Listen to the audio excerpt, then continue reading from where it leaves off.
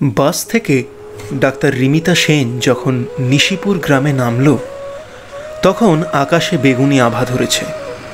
রিমিতার পেছন দিয়ে সশব্দে ধুলো উড়িয়ে চলে গেল বাসটা। রাস্তা পুরো নিশ্চুপ। এটা নিশিপুর গ্রামের বাইরের বড় রাস্তা।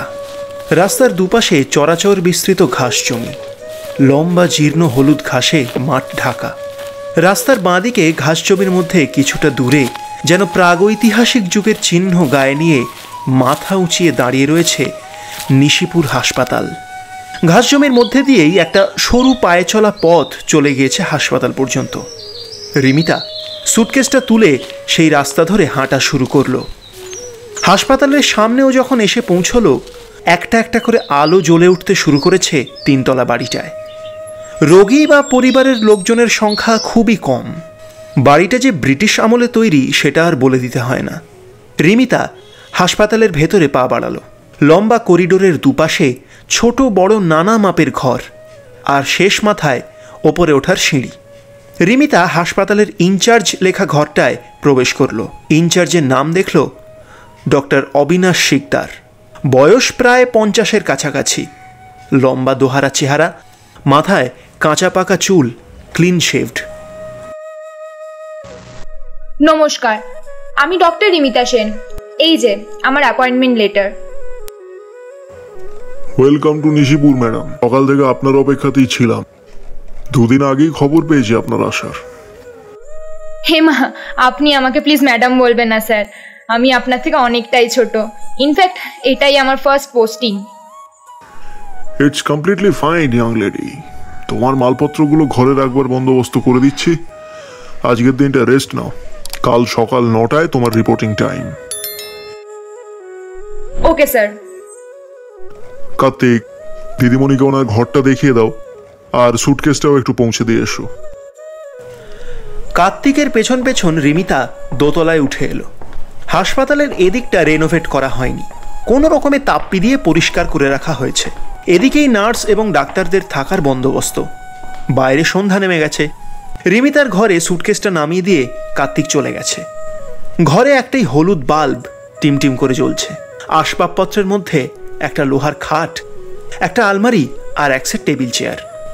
খাটের ওপর বসে রিমিতার হঠাৎ মনে পড়ল সিঁড়ি দিয়ে উঠে আসার সময় ওর একটা লেখা চোখে পড়েছিল, 3 তলায় যাওয়া নিষিদ্ধ।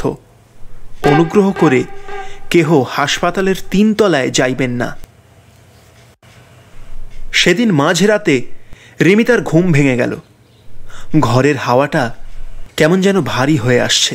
নিঃশ্বাস নিতে কষ্ট হচ্ছে, অথচ জানলার খড়খড়ি তো ফাঁক করাই আছে। সেই ফাঁক দিয়ে কম্পাউন্ডের একমাত্র ল্যাম্পপোস্টার আলো অল্প অল্প প্রবেশ করছে ঘরে। রিমিতা বিছানায় উঠে বসতেই ঝুলন্ত একটা কিছু ওর মাথায় ঠেকল। আধো অন্ধকারে মাথা তুলে তাকাতেই ও যা দেখল তাতে ওর গায়ের রক্ত হিম হয়ে গেল।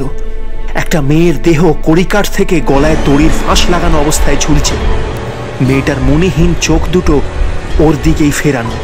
রিমিতার কপালে ওর ঝুলন্ত পা দুটোই ঠেকেছে। রিমিতা চেঁচাতে গিয়েও চেঁচাতে পারল না।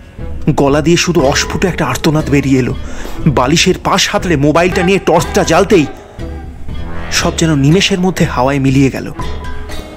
রিমিতা এমনিতে বেশ সাহসী, তাও ভালো করে ঘরের চারপাশটা আলো ফেলে দেখে নিল। কিচ্ছু নেই। ঘরের পরিবেশটাও আবার স্বাভাবিক হয়ে গেছে। খাটের পাশে টেবিলের উপর রাখা জলের বোতলটা থেকে জল খেয়ে আবার শুয়ে পড়ল। মনে মনে ভাবল, উফ, মনে হয় দুঃস্বপ্ন। না, আর বেশি ভাবাটা ঠিক হবে না। কাল সকালে ডিউটি আছে। প্রথম দিন দেরি করে গেলে বাজে ইমপ্রেশন তৈরি হবে। এখন শুয়ে পড়াই ভালো। পরের কয়েকটা দিন বেশ নির্বিঘ্নেই কাটল। রিমিতার দায়িত্ব মূলত প্রসূতি বিভাগে। সেখানে পেশেন্টের সংখ্যা খুবই অল্প। এছাড়া তেমন কাজের চাপ নেই রিমিতার। নিশিপুর গ্রামে বসতি বেশি নয়, খুবই শান্তিপূর্ণ গ্রাম। এখানকার জল হাওয়া এতই পরিষ্কার যে মানুষ কথায় কথায় অসুস্থ হয়ে পড়ে না।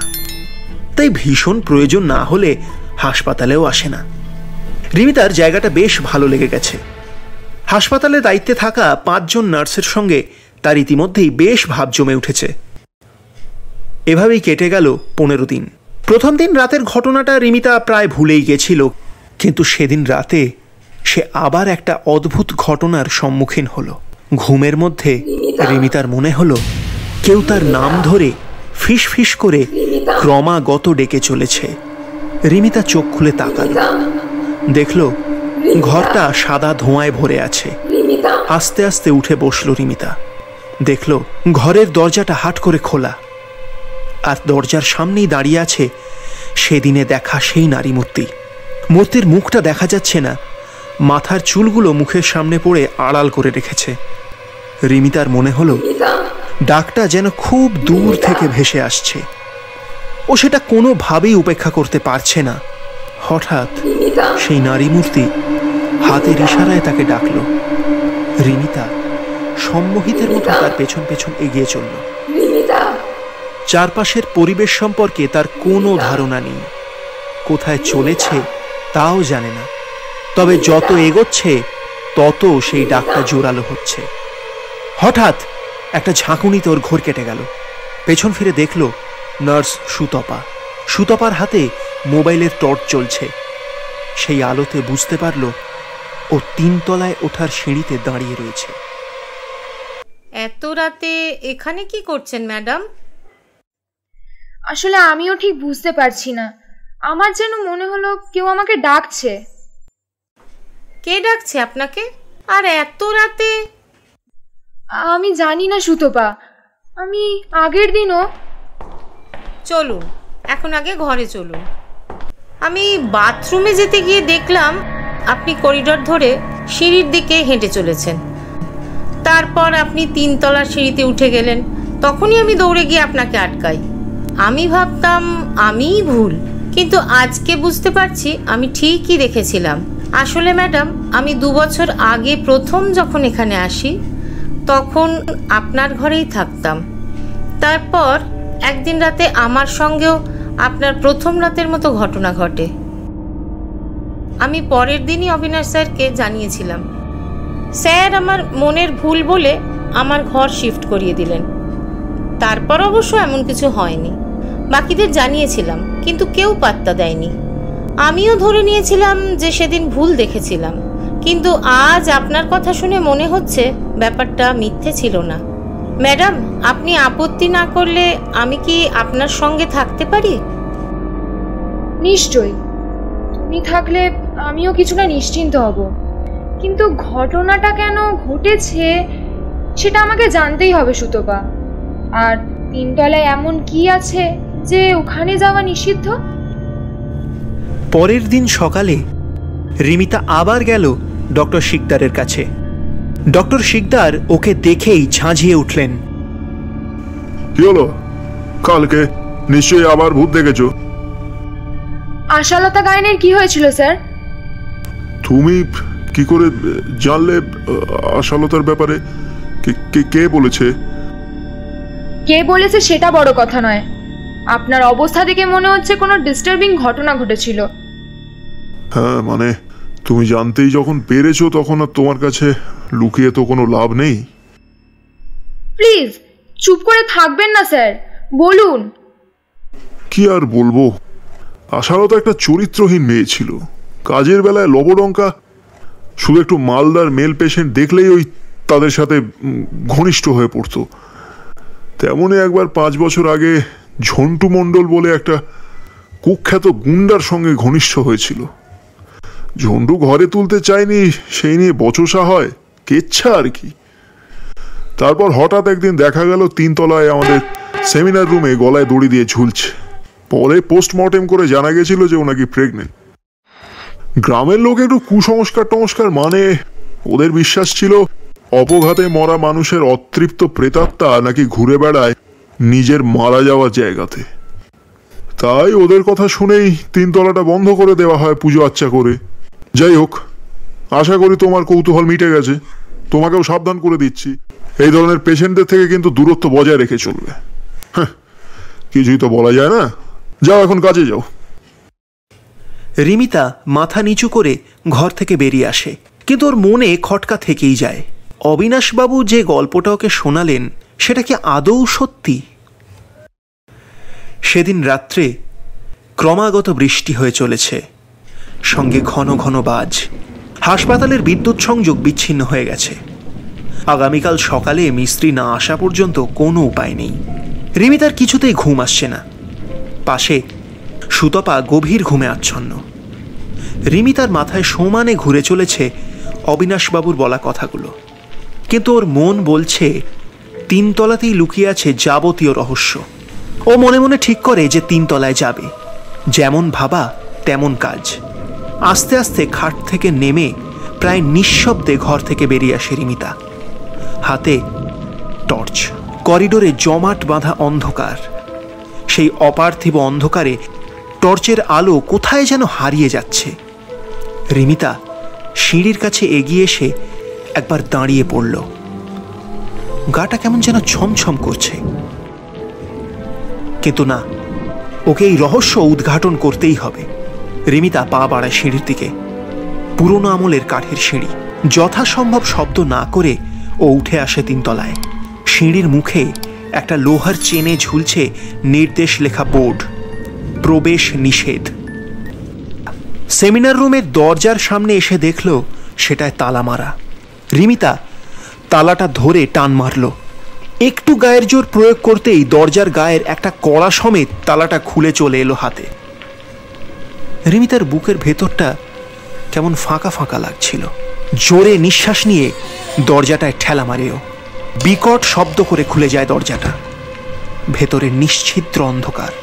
রিমিতার মনে হয় যে অন্ধকার যেন ওকে গিলে খেতে আসছে। সমস্ত সাহস একত্রিত করে রিমিতা ঢোকে সেমিনার রুমে। সামনে তুলে ধরতেই দেখতে পায় একটা 25-26 বছর বয়সী মেয়ের বাঁধানো ছবি রাখা রয়েছে। হঠাৎ টর্চটা বন্ধ হয়ে যায়। Switch off. দিকে অগ্রসর হতেই দরজাটা নিজে নিজেই বন্ধ হয়ে যায়, আর সঙ্গে সঙ্গে ঘরটা ভরে ওঠে ধোঁয়ায়। রিমিতা আবার পেছন ফিরতেই স্পষ্ট দেখতে পায় ছবির ঠিক ওপরেই কড়িকাঠ থেকে দড়ির ফাঁস গলায় লাগিয়ে ঝুলছে সেই নারী মূর্তি। পরক্ষণেই দেখল সেই নারী মূর্তি তার সামনে দাঁড়িয়ে আছে। আজ তার মুখটা আর চুলে ঢাকা নয়। ফ্যাকাশে হয়ে যাওয়া মুখটায় ছবির মেয়েটির সঙ্গে যথেষ্ট সাদৃশ্য পাওয়া যাচ্ছে, কিন্তু চোখের জায়গায় 2টো গর্ত। সেখান থেকে গাল বেয়ে নেমে এসেছে শুকনো রক্তের দাগ। রিমিতা ভয়ে কাঠ হয়ে গেছে। ওর মাথা কাজ করা বন্ধ করে দিয়েছে। তবে এটা বুঝতে ওর একটু অসুবিধে হলো না যে ছবির মেয়েটি হলো আশালতা। তার এই অতৃপ্ত আত্মা আজও মুক্তির অপেক্ষাতেই ঘুরে বেড়াচ্ছে। আশালতার প্রেতাত্মা বলল, তুমি যে ঘরে থাকো, 6 বছর আগে যখন আমি এসেছিলাম, আমি ওই ঘরেই থাকতাম। ঘরটার প্রতি আমার একটা মায়া জন্মে গেছে। ঘরটা ছেড়ে থাকতে পারি না। কিন্তু যতদিন না ওই অবিনাশ আর ওই ঝন্টুর শাস্তি হচ্ছে, আমার মুক্তি নেই। এতক্ষণে রিমিতা একটু সাহস পেয়েছে। ভাঙা গলায় কোনো রকমে বলল, অবিনাশবাবু কি করেছিলেন? আর ঝন্টুকে? তিনি বলছিলেন। মিথ্যে মিথ্যে মিথ্যে। অবিনাশ মিথ্যে কথা বলছে। ঝন্টু বলে এখানে সবচেয়ে বড় গুন্ডা। আইনি কাজ নেই, যাও করে না। ওরা দুজনে মিলে এই হাসপাতালে জালি ওষুধের ব্যবসা খুলে বসেছিল। দিনের পর দিন ওই ওষুধ খেয়ে ছোট ছোট বাচ্চারা, বৃদ্ধরা আরো অসুস্থ হতে লাগলো, আর কেউ কেউ মারাও গেল। ওই অবিনাশ সবাইকে শহরের বড় হাসপাতালে রেফার করে দিত। ওই হাসপাতাল ছিল ঝন্টুদের। ওখানে হাজার হাজার টাকার বিনিময়ে রোগীদের ট্রিটমেন্ট করা হতো। আমি ওদের এই চক্রান্ত জানতে পেরে গেছিলাম। আস্তে আস্তে প্রমাণও জোগাড় করতে শুরু করেছিলাম। কিন্তু কিভাবে যেন ওরা জানতে পেরে গেল। একদিন রাতে অবিনাশ ঝন্টুকে নিয়ে আমার ঘরে ঢুকে এলো। খুব বাড় বেড়েছে না? 2 টাকার নার্স, নিজের লিমিটে থেকে কাজ করবি।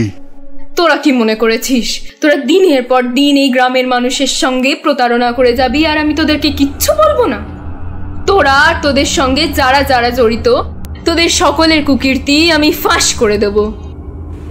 এই শোন, বেশি ওড়ার চেষ্টা করিস না। বেশি উড়লে না পেটে দুটো দানা পুড়ে দেবো, ওরা চিরকালের মতো বন্ধ হয়ে যাবে। হ্যাঁ। না, আমি ভয় পাইনি, কিন্তু আরো সাবধান হয়ে ওদের বিরুদ্ধে প্রমাণ জোগাড় করতে লাগলাম। এই ঘরে একটা গোপন কুঠুরি আছে যেখানে আমি সব প্রমাণ লুকিয়ে রাখতাম। একদিন এমনই ঝড় বৃষ্টির রাতে যখন আমি ওই প্রমাণ লুকিয়ে এই ঘর থেকে বেরোতে যাব, দেখি ওরা দুজন দরজার বাইরে দাঁড়িয়ে আছে। ওরা ঘরে ঢুকে দরজা বন্ধ করে দিল।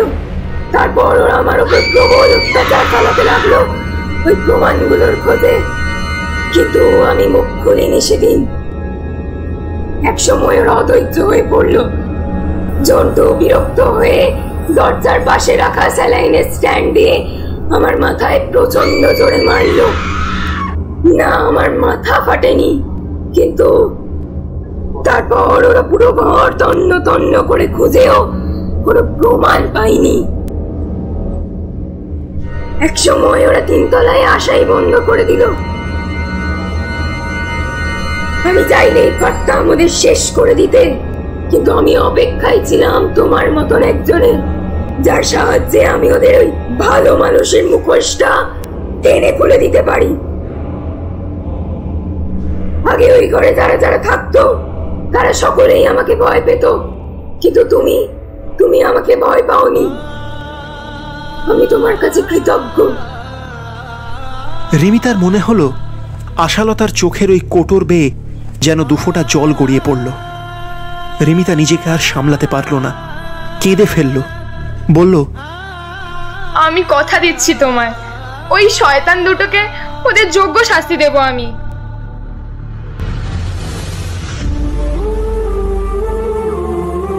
চোখের নিমেষে রিমিতার চারিদিকে দৃশ্যপট পরিবর্তিত হয়ে গেল। মোবাইলের টর্চ আবার জ্বলে উঠেছে। সেমিনার রুমের বন্ধ জানলার ফাঁক দিয়ে ঘরে ঢুকছে হালকা সূর্যের আলো। রিমিতা দেখল ওর পায়ের কাছে একটা ধুলোয় মোড়া ফাইল পড়ে আছে।